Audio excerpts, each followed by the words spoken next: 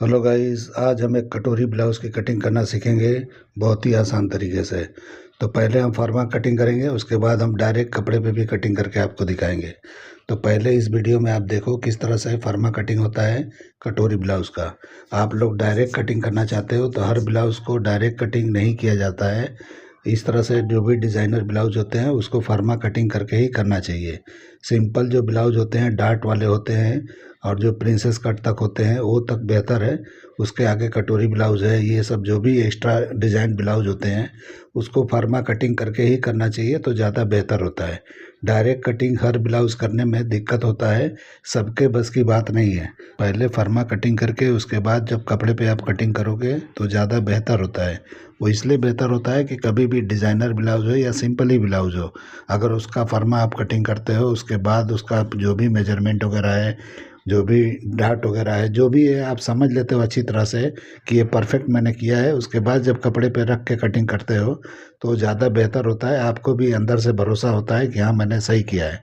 लेकिन आप direct cutting करते हो कपड़े पे और कुछ भी 19-20 हुआ तो आपको सुधारने में दिक्कत होता है, मतलब हो सकता है। तो इसीलिए जो है कभी भी फर्मा कटिंग करना चाहिए। मैं डायरेक्ट इसलिए कटिंग करता हूँ क्योंकि मेरे पास सिंपल ब्लाउज आते हैं, कोई भी डिज़ाइनर ब्लाउज नहीं आते हैं और ज़्यादातर वर्क वाले आते हैं तो उसका पैटर्न कटिंग होता है, यानी फर्मा कटिंग होके एम्ब्रॉयडरी में जाता है, फिर उसके हिसाब से एम्ब्रॉयडरी होके आता है तो उसकी स्टिच वगैरह करते हैं हम, तो वो डायरेक्ट कटिंग नहीं होता है, वो फर्मे के साथ ही होता है।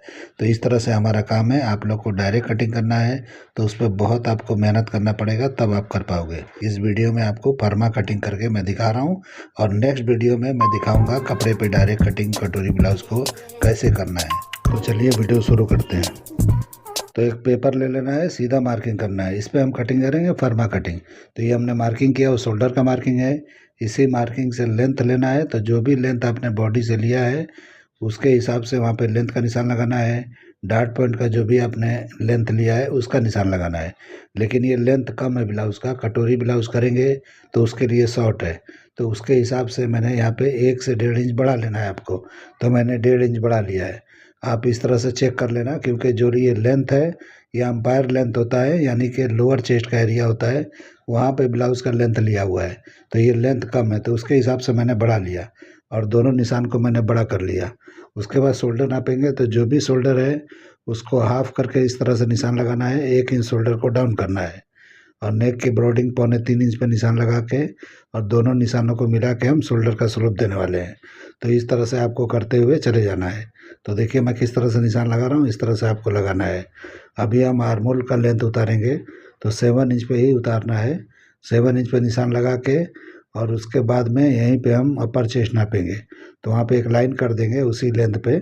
उसके बाद यहाँ पे अपर चेस्ट नापा जाएगा, तो जो भी आपका अपर चेस्ट होगा उसको 4 से डिवाइड करके निशान लगाना है और उसके बाद हाफ इंच बढ़ा के एक और निशान लगा लेना है। तो जैसे जैसे मैं कर रहा हूँ मैं अपने मेजरमेंट के हिसाब से कर रहा हूँ, आपके पास जो भी मेजरमेंट हो उसको फॉलो करते हुए इस तरह कर सकते हो। अभी यहाँ पे शोल्डर माइनस कर रहा हूँ 1.5 इंच, इसलिए 1.5 इंच कर रहा हूँ कि नेक का आप मेजरमेंट देख लो कितना लिखा हुआ है, उसके हिसाब से मैं कर रहा हूँ। अब यहाँ पे 4 इंच के करीब नीचे आके एक निशान लगाना है, यहीं से हम प्रिंसेस कट का शेप देने वाले हैं। अब हम डार्ट पॉइंट का निशान लगाएंगे, तो जो भी आपका फुल बस्ट है उसको 10 से डिवाइड करके जितना होता है उतने पे लगा लो। 1 पॉइंट माइनस लगाओगे तो चलेगा, प्लस पे बिल्कुल नहीं लगाना है। और वेस्ट पे आके 3-4 इंच माइनस करके एक निशान लगाना है। जो डार्ट पॉइंट का निशान आपने लगाया है उससे 3-4 इंच माइनस करके लगाना है और उसके बाद ये सारे निशानों को मैच कर देंगे, यानी इस तरह से मिलाते हुए शेप लगाएंगे तो ये प्रिंसेस कट का शेप हो जाता है। मैं प्रिंसेस कट में कटोरी ब्लाउज़ की कटिंग करके आप लोग को दिखाता हूँ। बहुत लोग जो हैं जो भी हैं मुझे लगता है सब डार्ट में ही करते हैं, प्रिंसेस कट में कोई नहीं करता है। तो मेरा टेक्निक तरीका अलग है, इसको फॉलो करके एक आसान और फिटिंग वाला ब्लाउज आप कटिंग करके बना सकते हो, ट्राई कर सकते हो इसको अगर आप लोग को किसी को भी डाउट हो तो। अभी आर्मोल का डार्ट मैंने 1 इंच का लगाया है और इस तरह से आपको आर्मोल का डार्ट लगाने के बाद चेक कर लेना है कि आर्मोल कितना निकला है। तो देखिए यहाँ पे चेक कर रहा हूँ तो जितना मेजरमेंट है उतना निकला है, ये बराबर है। तो इस हिसाब से अगर ये बराबर हो जाए तो ठीक है, अगर कुछ भी छोटा बड़ा यहाँ पे होता है तो आप यहाँ पे एडजस्ट कर सकते हो। उसके बाद में यहाँ पे आर्मोल का शेप देना है और मैंने डाट के लेंथ को बराबर कर लिया था, यानी सेंटर का जो था वही हमने ये साइड वाले पैनल का लेंथ नाप के बराबर कर लिया था। तो इस तरह से आपको ज़रूर कर लेना है।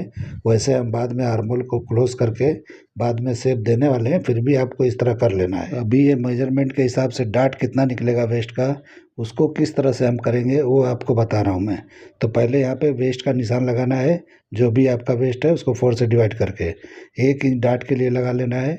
और उसके बाद में ये जो अपर चेस्ट का लाइन है, यानी जो मैंने अंदर की तरफ लगाया उस लाइन से और ये लाइन को इस तरह से मिला देना है।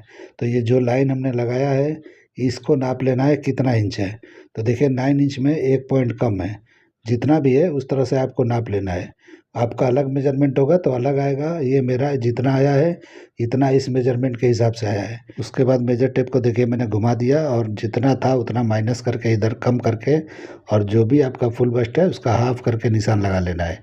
अगर आप लूजिंग देना चाहते हो तो बढ़ा सकते हो, यहाँ पे आपको लूजिंग नहीं देना है तो जितना है उतना हाफ करके निशान लगा लेना है।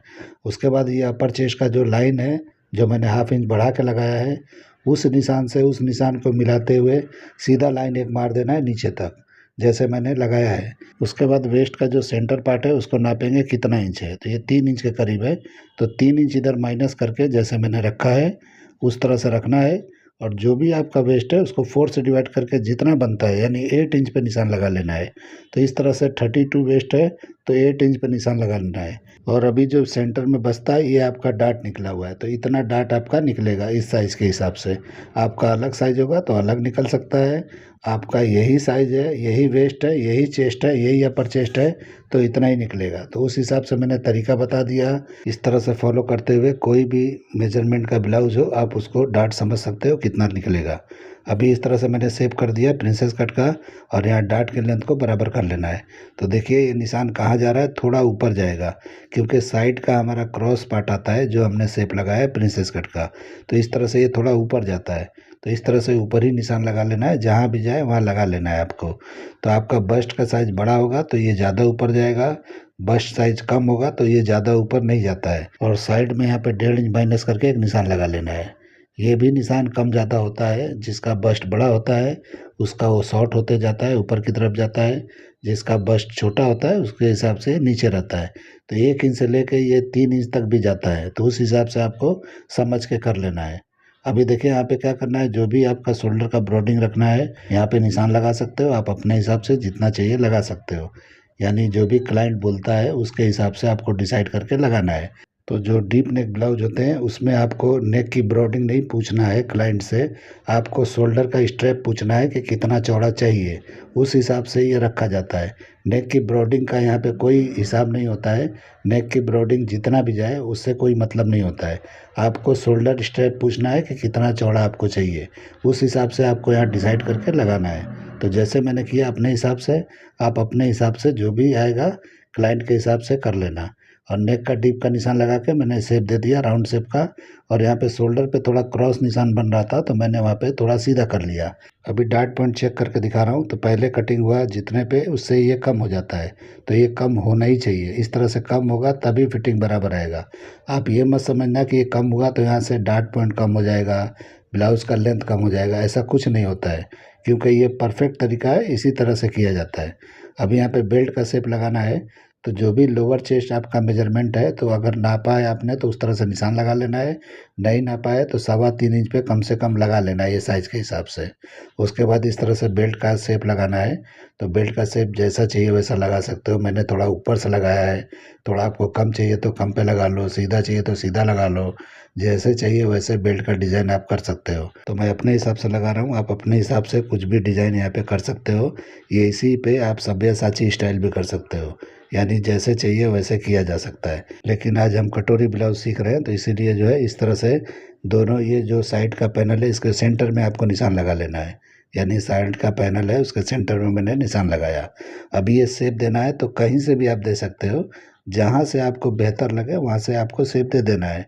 ऐसा कुछ नहीं है कि कितने इंच पे होना चाहिए, कैसे होना चाहिए, जहाँ से आपको सुंदर लगे, बेहतर लगे, परफेक्ट लगे वहाँ से आपको लगा लेना है। ऐसा कुछ इसमें साइज़ का कोई हिसाब किताब नहीं होता है।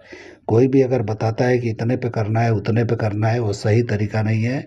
सही तरीका वो है कि जो आपने डिसाइड किया आपका जो डिसाइड है वो ज़्यादा बेहतर है। तो आप जहाँ भी समझते हो बेहतर लगता है वहाँ पे आपको लगा लेना है। तो देखो मैंने किस तरह लगा लिया है।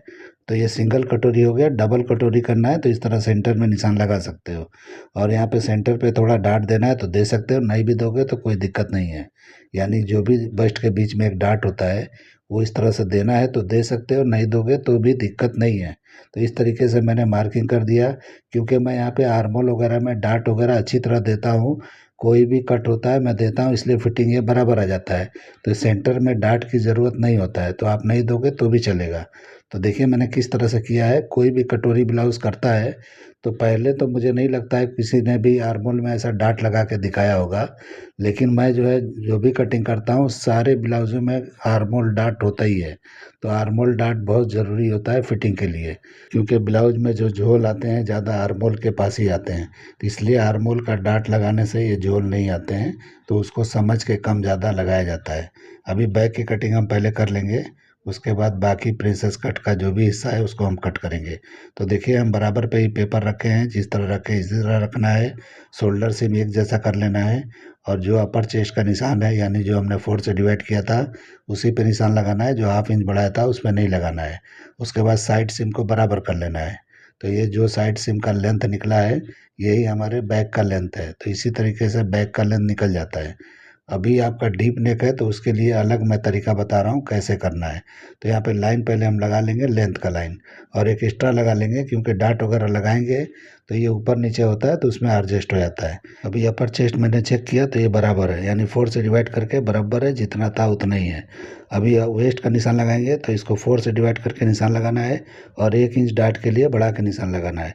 तो जो निशान था वो बराबर है, तो इसको हम साइड बंद कर देंगे। तो इस तरीके से आपको निशान लगाना है बैक का। अभी हम शोल्डर यहाँ पे और माइनस करेंगे क्योंकि नेक डीप हमारा बैक का ज़्यादा है। तो ज़्यादा हो 10 इंच के नीचे हो तो यहाँ पे हाफ इंच और माइनस करना है। तो शोल्डर का निशान मैंने बराबर लगाया था, जो भी फ्रंट का था उतना ही लगाया था, लेकिन यहाँ पे हाफ इंच और मैं माइनस कर रहा हूँ। तो इस तरह से आपको माइनस कर लेना है, और उसके बाद शोल्डर सिम को फिर से बराबर कर लेना है, यानी जो फ्रंट का है वही बैक का होना चाहिए। तो इस हिसाब से बराबर मैंने कर लिया। अभी देखिए मैं यहाँ पे आर्मोल का शेप लगाने जा रहा हूँ। तो उसके पहले जो अपर चेस्ट है वहाँ भी आपको हाफ इंच या क्वार्टर इंच माइनस कर लेना है, क्योंकि शोल्डर आपने माइनस किया तो यहाँ भी माइनस कर लेना है। कि अगर माइनस कर लोगे तभी वो बैग अच्छी तरह से टाइट बैठेगा, क्योंकि बैग का नेक डीप है तो ये हमारा ब्रॉड हो जाता है। तो ब्रॉड हो जाएगा तो अपनी जगह पे चला जाएगा, तो उतना माइनस कर लेना है जितना मैंने किया है। तो देखिए मैं नेक का निशान लगा रहा हूँ। तो नेक हमारा 12 इंच है तो 12 इंच पे मैंने निशान लगा दिया। उसके बाद आपको शेप देना है, यानी राउंड नेक है तो राउंड दो, जो भी नेक हो उसके हिसाब से आपको शेप लगा लेना है। ऐसा कुछ नहीं है कि जो मैं राउंड बता रहा हूँ तो राउंड ही आपको बनाना है। कोई भी नेक हो आप बना सकते हो, कोई दिक्कत वाली बात नहीं है। तो देखिए इस तरह से एक लाइन लगा के उसके बाद मैंने ये शेप दे दिया। अगर हाथ से आप शेप लगाते हो बराबर नहीं है, कोई बात नहीं है, जब आप कटिंग करोगे तो उसमें सुधार लिया करो। तो इस तरह से कई बार होता है कि हम जो निशान लगाते हैं चौक से इधर उधर हो जाता है, या जिससे भी आप करते हो तो इधर उधर हो जाता है, तो उससे कुछ फ़र्क नहीं पड़ना चाहिए। कटिंग में आपको सुधार लेना है। तो देखिए मैं किस तरह से कटिंग कर रहा हूँ। तो देखिए मैं बाहर से कटिंग कर रहा हूँ, यानी जो एक्स्ट्रा निशान मैंने लगाया था उस पर कटिंग किया। बाकी जगह सब जगह मार्किंग पे ही करना है, और जब भी आप कपड़े पे जाओगे तो मार्जिन छोड़ते हुए जाना है। इस वीडियो के बाद मैं डायरेक्ट कटिंग आपको इसी ब्लाउज़ का करके दिखाने वाला हूँ कि आप डायरेक्ट कटिंग करोगे कपड़े पे तो किस तरह से होता है। तो शुरू में मैंने आपको दिखाया किस तरह से मैंने कटिंग किया है, उसी वीडियो को मैं दिखाऊंगा पूरा का पूरा किस तरह से मैंने किया है। तो वीडियो इसके बाद आने वाला है, क्योंकि दोनों तरीके देख लो, जो आपको बेहतर लगे उसको फॉलो करके आपको करना है। किसी भी जानकार से पूछोगे तो वो यही बोलेगा कि आपको फर्मा कटिंग पहले करना चाहिए, बाद में उसको रख के कपड़े पे कटिंग करना चाहिए। तो जो भी प्रोफेशनल काम या बेहतर काम करना चाहते हैं वो पहले फर्मा पे ही जाएंगे, डायरेक्ट कटिंग पे कोई नहीं जाता है।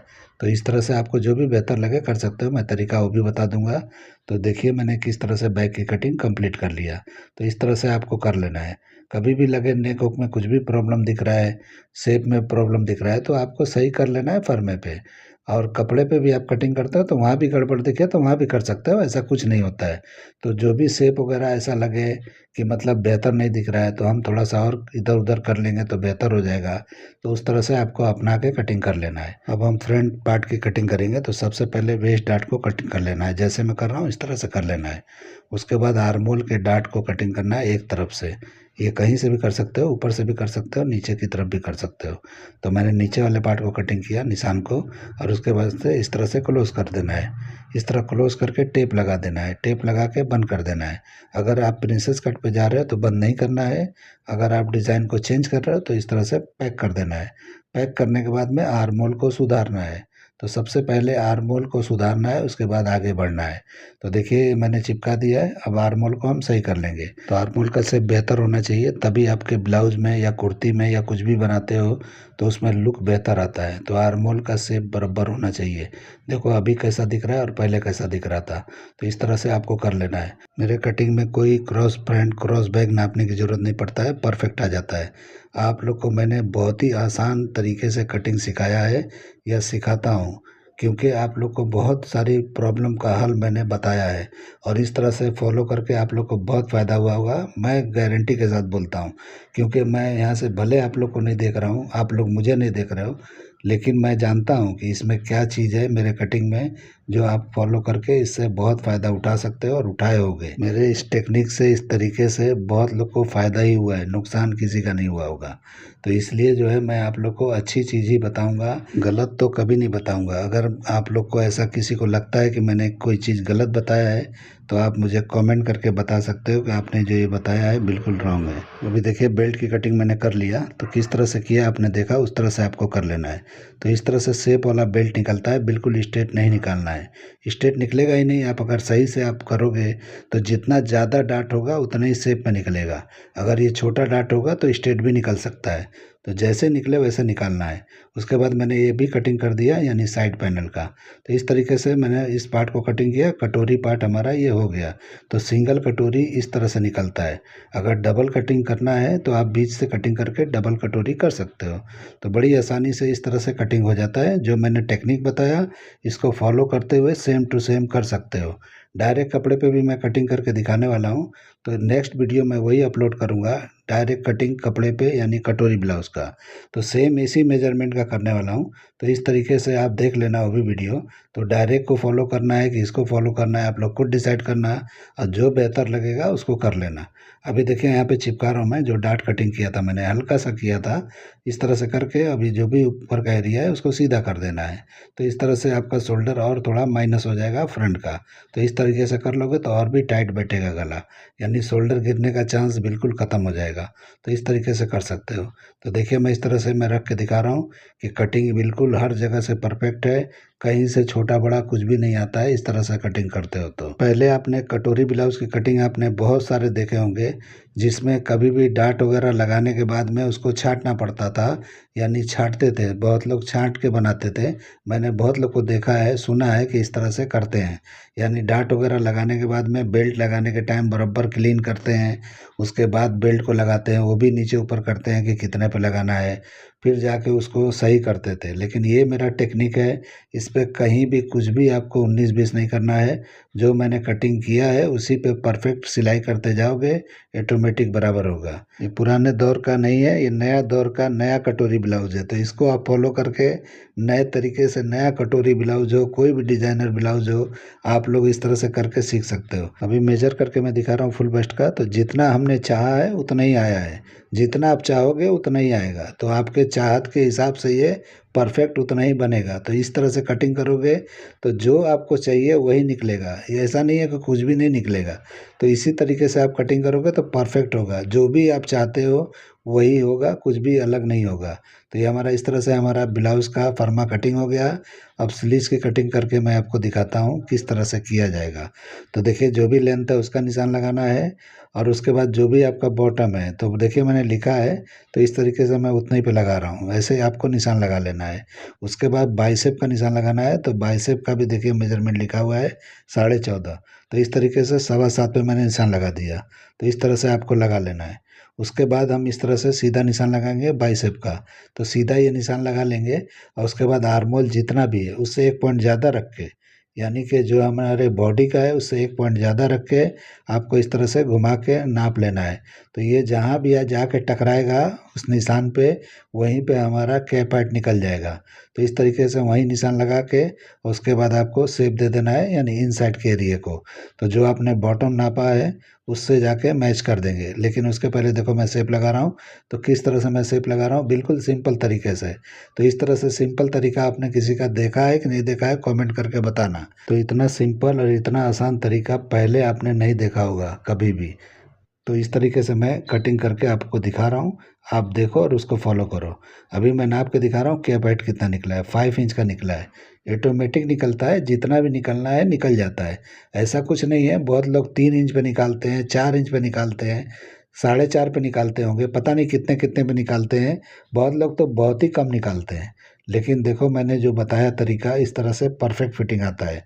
लेकिन आप लोग ये सोचोगे कि हाथ उठाने में दिक्कत है, ये है वो है, तो आपको फिटिंग भी चाहिए, फिनिशिंग भी चाहिए और फिर हाथ भी उठाना चाहिए। तो ये सब सब एक साथ नहीं मिलता है, उसमें प्रॉब्लम होता है। तो इस तरीके से करोगे तो ये परफेक्ट तरीका है। इस तरह से आर्मोल का शेप देके और फिटिंग वाला आर्मोल बनाओगे तो हाथ ऊपर नीचे भी करोगे तो कोई प्रॉब्लम नहीं होगा। और गोल स्लीव चढ़ाओगे यानी कि राउंड वाला, तो अच्छी तरह से कर पाओगे। आप अगर ये चाहोगे कि पहले हम आर्मोल चढ़ा के बाद में साइड मारेंगे तो वो इसमें नहीं बैठेगा, पहले से मैं आपको बता देता हूँ। आप लोग को ये मेरा कटिंग करने का तरीका और ये आइडिया, ये टिप्स वगैरह पसंद आते हैं तो मेरे चैनल को लाइक करो, सब्सक्राइब करो और दोस्तों में शेयर ज़रूर करो। और हाइप भी कर दिया करो ताकि चैनल ग्रो हो, ताकि मेरा वीडियो बहुत लोगों के पास जाए, ज़्यादा से ज़्यादा लोगों के पास जाए।